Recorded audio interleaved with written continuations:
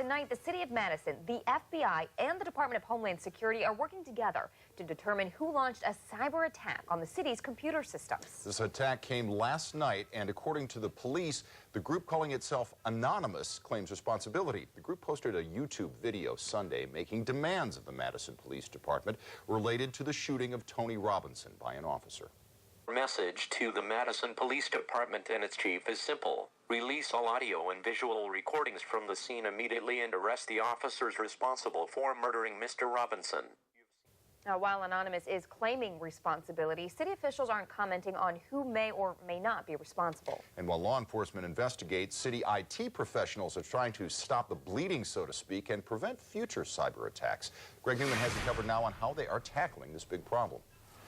The city's chief information officer says he's never had to deal with an attack like this in his 5 years leading the IT department, and experts say this particular type of attack is not easy to remedy.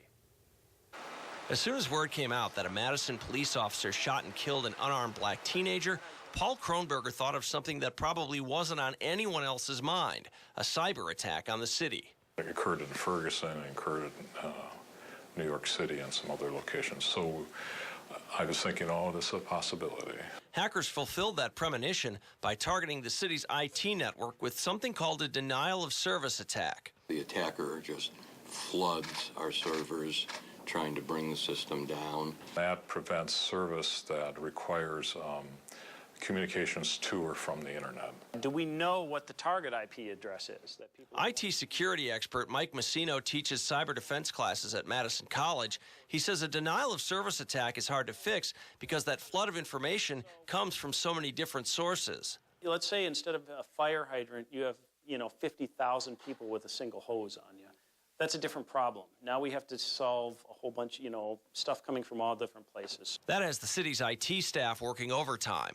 We're also taking a look at any other areas where we think we may have additional vulnerabilities. That's why the city temporarily disabled certain online features for the public, including license and permit renewals and a page where you can check your water usage.